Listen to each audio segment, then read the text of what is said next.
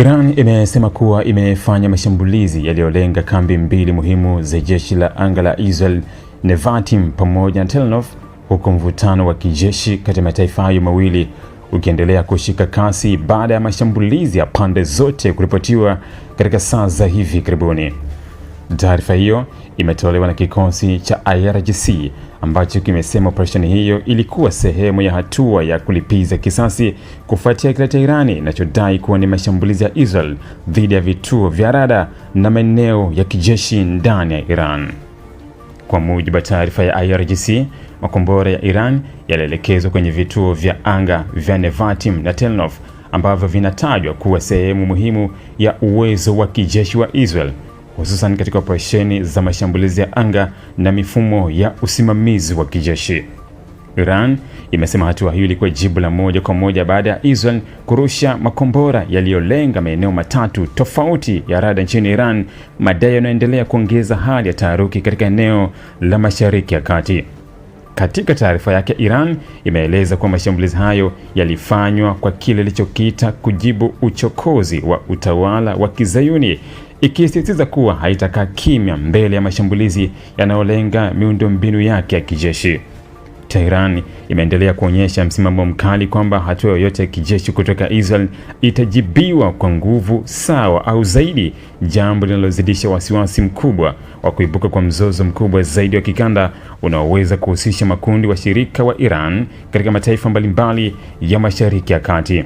Hata hivyo, upande wa Israel umekanusha mafanikio ya mashambulizi hayo ya Iran. Jeshi la Israel limesema mifumo yake ya kisasa ya ulinzi wa anga ilifanikiwa kuyadungua makombora yote yaliyorushwa na Iran mapema hii leo asubuhi kabla hajafikia malengo yaliyokusudiwa.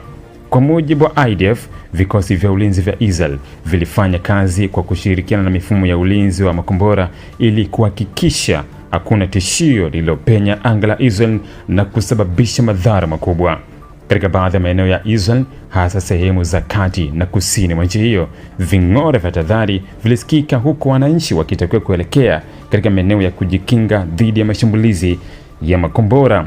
Ripoti za awali zimeonyesha kuwa hali ya tahadhari kubwa imeendelea kutawala huku shughuli za kawaida zikitatizwa kwa muda katika baadhi ya maeneo kutokana na hofu ya mashambulizi zaidi. Nevatim ni moja ya kambi muhimu zaidi ya jeshi la Israel na inatajwa kuwa kituo kinachotumiwa na ndege za kisasa za kivita, zikiwemo ndege zenye uwezo mkubwa wa mashambulizi ya mbali.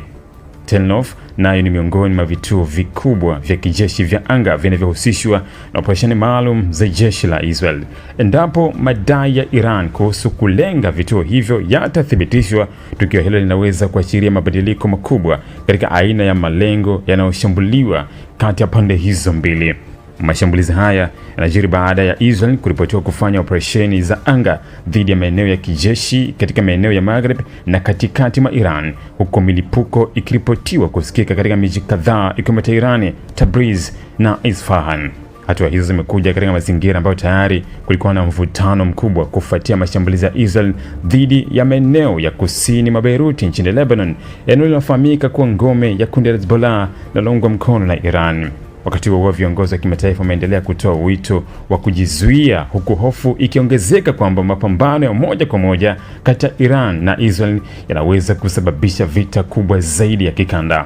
Marekani na washirika wake wamekuwa wakifuatilia kwa karibu hali hiyo, huku kukiwa na tahadhari kwamba kuongezeka kwa mashambulizi kunaweza kuvuruga usalama wa Mashariki ya Kati, biashara ya kimataifa pamoja na usafirishaji wa mafuta kupitia maeneo muhimu ya baharini.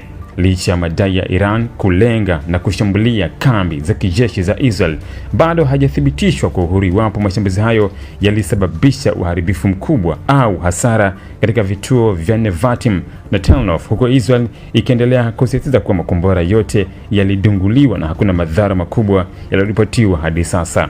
Tahadhari bado inaendelea huku pande zote zikionekana kuwa tayari kwa hatua nyingine za kijeshi endapo mvutano utazidi kuongezeka.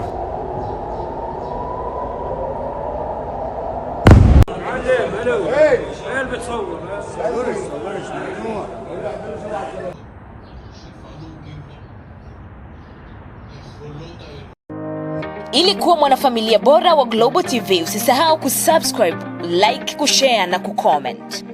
Baada ya kusubscribe, bonyeza alama ya kengele ili kupata taarifa kwa kila video inayopanda Global TV Online.